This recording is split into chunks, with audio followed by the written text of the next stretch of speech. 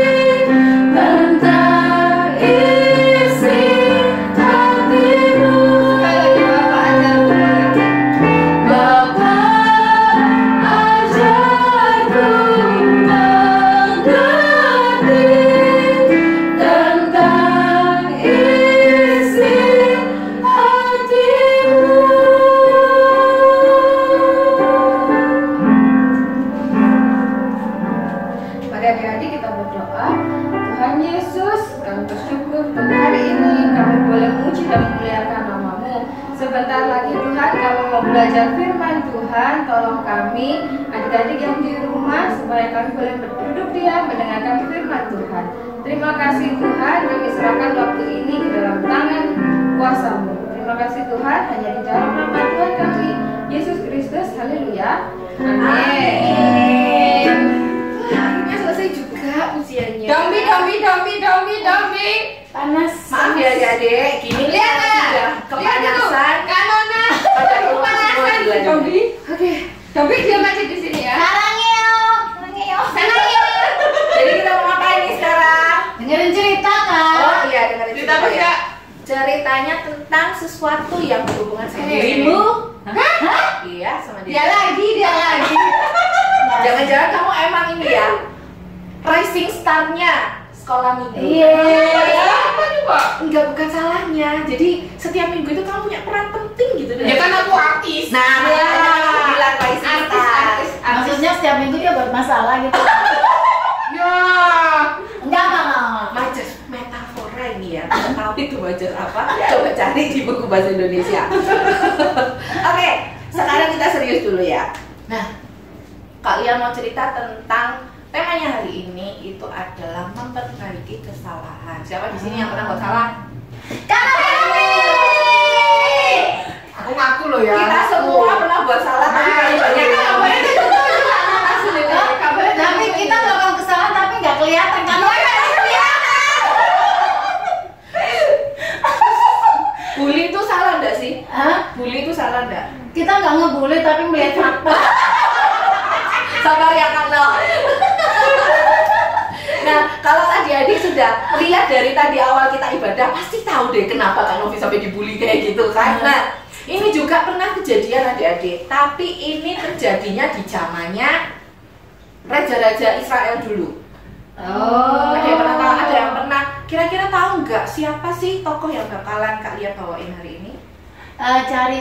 Kasih clue-nya, Kak. Kasih clue-nya. Oke, dia adalah salah seorang raja Israel. Udah pasti ya tadi Kak Lia udah ngomong. Oh iya. Soal ganteng enggaknya relatif. Relatif kan selera orang. Raja, dia laki-laki. Iya. Raja Israel pasti perjanjian lama. Iya. Pasti ceritanya di Alkitab. Tolong maafkan kegilaan ini. Dia punya seorang istri, tapi istrinya ini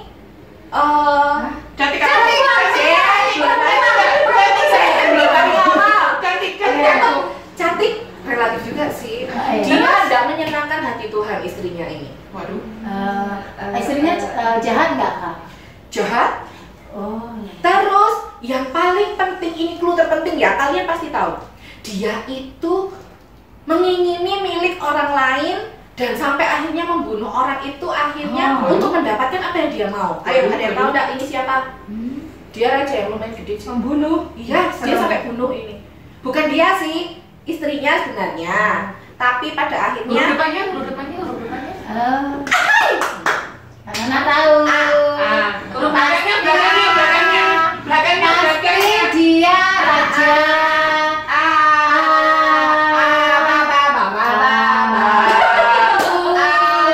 Ayo siapa?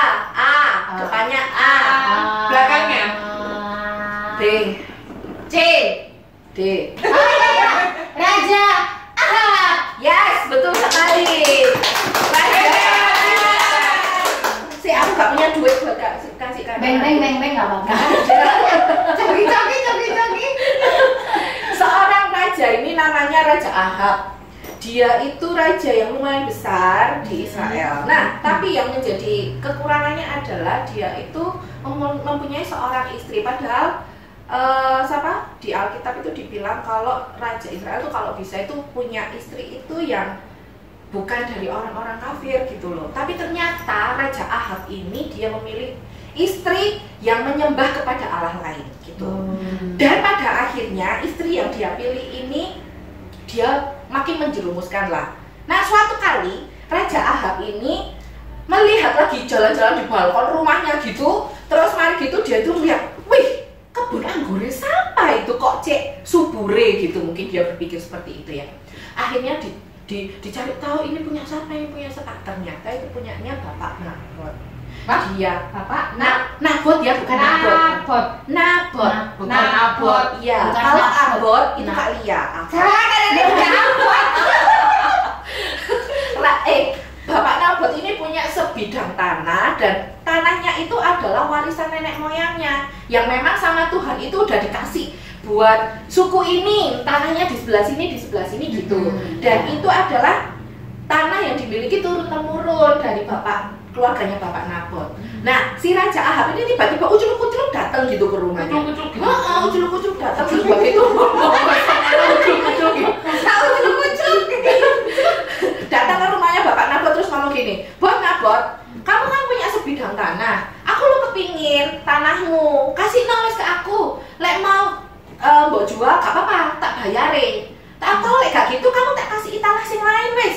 Sing lebih subur daripada gitu keren. Yo, barter gitu ceritanya si Bapak Nabot sama Raja Ahab ini. Tapi ternyata Pak Nabot ini dia tuh kekeh. Dia tuh nggak mau ngasih, soalnya dia mikirnya, waduh kita tanah warisan Jelas ya. lah. Warisan Nggak boleh Itu kan ya, apalagi Dia kan udah kerja kak, udah payah panas, Iya. hujan, petir. Dan lagian itu kan warisan. Warisan yang dikasih sama Tuhan ya.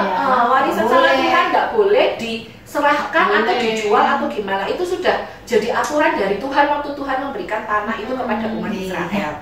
Tapi memang dasar ya, Raja Ahab itu dia ketika mendengar jawabannya Bapak Nabot yang nggak akan kujual tanahku, dia tiba-tiba langsung Lemah mulai. bukan lemah sih sebenarnya, dia itu galawers. Oh, galau. Kayaknya ikut ini loh, sobat ambiar. Langsung ambiar pikirannya. Sobat ambiar. Dia pulang sambil lemah, kayak orang gak kasih makan 3 hari. Sedih, ya kan? Sedih, marah, kecewa, terus merasa mungkin harga dirinya tersakiti. Hatinya patah. Iya, Kayaknya lebay banget tuh Pak Ahab. kayak sinetron ya. Dia pulang, dia masuk kamarnya, nggak mau makan, nggak mau apa. Ih, Waduh. Aduh, baik. aja kok kayak gitu sih Kak Noi? Saya belum gak mau makan, gak mau minum. Iya, padahal itu kan Kayaknya enak ya. anaknya sama anaknya Kak Nona ya Iya. kalah.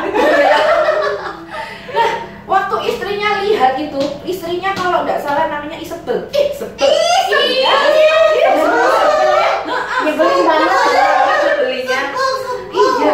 Waktu Ratu Isabel lihat kalau suaminya murung, lemah, lunglai, nggak mau makan, dia mulai khawatir. Aduh, kenapa suamiku? Gitu. Dia tanya, kenapa sih kamu kok murung tuh kenapa? Katanya si Ratu Isabel gitu. Terus katanya Ahab, itu aku kepingin tanahnya si Nabot tapi sama si Nabot sama Nabot nggak boleh. Aku nih kecewa, aku marah katanya. Terus sebagai istri yang katanya baik mencintai suaminya, Waduh, Ratu Isabel ini langsung ngomong gini, sudah kamu jangan khawatir suamiku, aku akan mendapatkan tanah itu untukmu. Wadidaw. Sudah kayak ini dah, Alia sudah kayak tokoh-tokoh sinetron antagonis. Iya. Persis. Nah, akhirnya si Ratu Isabel ini sudah dia orang yang kafir, menyembah ala-ala, bukan ala-ala apa ya namanya? Dewa-dewa, menyembah dewa-dewa dan menjerumuskan Raja Ahab ini ke jalan yang tidak benar. Dia itu juga orang yang sangat licik. Dia kirim surat ke pembesar-pembesar kota, suruh mendudukkan Bapak Nabot. Mendudukkan itu apa ya? Di sidang gitulah ceritanya. Oh, iya, iya. Nabot. Terus dia ngasih tahu, nanti tunjuk 2 orang buat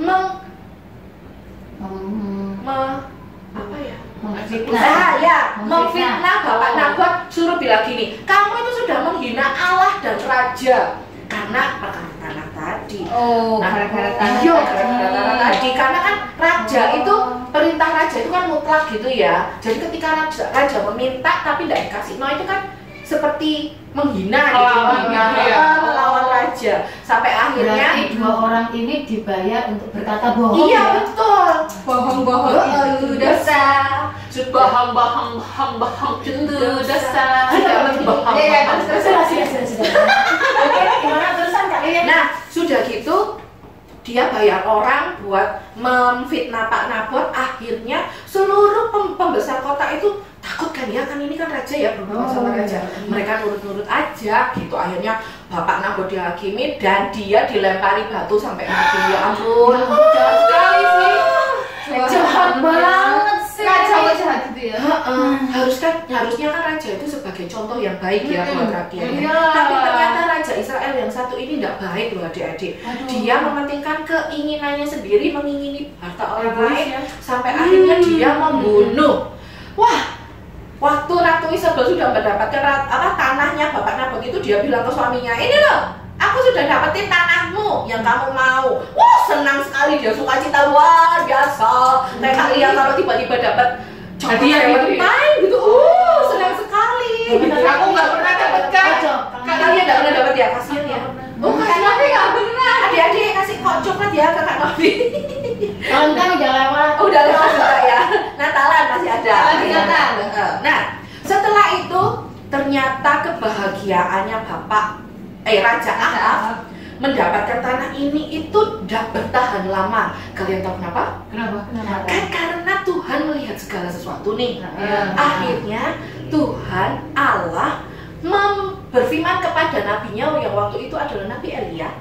Dia bilang sama Nabi Elia bilang gini, aku sudah melihat perbuatannya Ahab yang salah di mataku. Dia membunuh Nabot untuk mendapatkan tanahnya, tanah warisannya untuk dijadikan miliknya sendiri. Dan aku tidak menyukai hal itu. Sudah gitu, dia memilih istri yang tidak menyenangkan hatiku juga, karena dia juga akhirnya membawa Raja Ahab menyembah kepada dewa-dewa lain. Hatiku sakit, katanya Tuhan gitu. Iya, namanya Tuhan kan di 10 perintah Allah kan sudah dibilang jangan menyembah kepada Allah lain, ya kan? Itu dilakukan loh sama Raja Ahab dan istrinya. Akhirnya Tuhan bilang sekarang ke Raja Ahab bahwa aku akan menghabisi seluruh keturunannya. Dia akan mati di jalan, dan tempat di mana Nabot itu dihukum sampai berdarah-darah di jalan, tempat Nabot mati, di tempat itulah Raja Ahab akan mati dan darahnya akan dijilati anjing. Bayangin, kan itu ngeri banget hukumannya. Udah dinubuatkan kayak gitu sama Tuhan, terus habis gitu seluruh keturunannya bakalan dihabisin. Bayangin. Lalu akhirnya Nabi Elia ngomong ke Raja Ahab, Tuhan ngomong kayak gini ke aku. Lah, waktu Raja Ahab mendengar itu semua, hancur hatilah dia. Dia menyadari bahwa dia berbuat salah. Dia memakai kain kabung. Kain kabung itu kayak apa ya? Kalau kita lagi berduka kan teman-teman kita kalau kita lagi berduka pakai baju putih-putih gitu ya. Terus apa ya? Pakai baju berduka gitulah. Dia memakai baju tanda itu kesedihannya. Iya, tanda kesedihannya. Terus dia berpuasa sebagai tanda penyesalannya atas perbuatannya. Dan Tuhan melihat itu adik-adik. Meskipun Tuhan semarah itu sama sama Raja Ahab, tapi Tuhan melihat penyesalan hatinya. Dan Tuhan bilang, "Oke, aku sudah melihat penyesalan hati Raja Ahab, tetapi hukumannya akan tetap aku lakukan, tapi tidak pada zamannya Raja Ahab, tapi pada zaman anak-anaknya." Nah, jadi cerita pelajaran yang kita bisa ambil dari cerita Raja Ahab kali ini adalah ketika kita berbuat dosa, kita pasti berbuat dosa ya, kita manusia kan, kita buat salah, kita melakukan kesalahan yang mungkin tidak menyenangkan hati orang tua kita, atau kita menyakiti hati teman kita, kita pasti melakukan hal itu. Tapi yang terpenting adalah kita mau mengakui kesalahan kita dan berjanji nggak ngulangi lagi gitu loh, memperbaiki kesalahan kita. Kita pasti akan diampuni. Cuman kalau kalian berbuat sesuatu yang lebih nakal gitu ya, contohnya ngambil uangnya temennya, terus mari gitu ketahuan sama gurumu, kalian pasti diminta untuk ini kan, minta maaf kan ke temennya, terus uangnya suruh balikin gitu kan. Tapi nggak berhenti di situ loh, hati-hati karena nanti pasti orang tua kalian bakal dipanggil ke sekolah, terus kalian pasti dihukum deh sama orang tua, ya kan? Jadi dari cerita ini kita belajar bahwa Tuhan kita itu adalah Tuhan yang penuh kasih tapi juga adil gitu loh. Kesalahan yang kita perbuat, kita pasti harus menanggung akibatnya. Walaupun kita sudah mengaku dan memperbaiki diri, tapi kita tetap harus menanggung kesalahan kita gitu kan, menanggung hukuman dari kesalahan kita. Jadi adik-adik, tetaplah untuk merendahkan hati ketika kita berbuat salah dan diingatkan oleh orang lain. Jangan mentang-mentang kamu tuh lo salah, tapi diinget toh langsung marah sih, wah gitu, marah toh. Kalian sering kayak gitu sih, tapi kalian udah bertobat ya. Ngaku, iya kan katanya suruh mengaku. Iya, jadi lebih baik kita membuka diri untuk diingatkan dan bisa memperbaiki kesalahan. Jadi kita bisa menjadi orang yang lebih baik, dan kita bisa menjadi anak Tuhan yang menyenangkan hati Tuhan. Oke, sekarang ayat hafalannya. Kita akan buka di dalam 2 Timotius 3 ayat 16. 2 Timotius 3 ayat 16. Iya, 2 Timotius 3 ayat 16. Segala tulisan yang diilhamkan Allah. Mana ini? Sampai kalian mungkin 2 Timotius, iya benar. 3 ayat 16 mana? Ini ya. Segala tulisan yang diilhamkan Allah memang bermanfaat untuk mengajar, untuk menyatakan kesalahan, untuk mendidik, untuk memperbaiki kesalahan, dan untuk mendidik orang dalam kebenaran. Nah, memang sulit untuk kita mengakui kesalahan itu ya Kak Non ya, sulit banget. Tapi Roh Kudus sudah diberikan sama Tuhan untuk mengingatkan kita ketika kita salah melalui firman Tuhan yang kita baca. Jadi jangan lupa untuk baca terus firman Tuhan supaya kita tetap diingatkan untuk berbuat baik dan tidak melakukan kesalahan yang menyakiti hati Tuhan dan sesama. Oke, itu aja firman Tuhan dari Kak Lia. Terima kasih Kak Nona, Kak Reni, Kak Novi sudah menemani Kak Lia siang hari ini, dan terima kasih kalian udah ikutin ibadah kita pagi hari ini. Jangan lupa tetap pakai masker, tetap berdoa, dan kita saling menjaga satu sama lain. Ya, Betul. Oke, sampai jumpa dia. Berdoa dulu, lupa. Jangan lupa ya. 2 Timotius 3 ayat 16. Wah, tunggu. Timotius 3 ayat 16. Nah, ayat 16. Yuk kita berdoa, kita mengucap syukur buat firman Tuhan yang kita dengarkan pagi hari ini. Tuhan Yesus, kami mengucap syukur Tuhan buat firman Tuhan yang sudah kami dengarkan. Kami boleh belajar siang hari ini bahwa ketika kami melakukan kesalahan, kami harus membuka diri kami, mengakui kesalahan kami dan memperbaiki perilaku kami yang salah di hadapan Tuhan. Tolong kami Bapa, mampukan kami untuk kami boleh menjadi anak-anak-Mu yang rendah hati dan boleh mengakui kesalahan kami dan belajar untuk menyenangkan hati Tuhan dalam kehidupan kami sehari-hari. Terima kasih Bapa, kami mengucap syukur untuk firman Tuhan ini. Hanya di dalam nama Tuhan Yesus kami berdoa. Haleluya. Amin. Sampai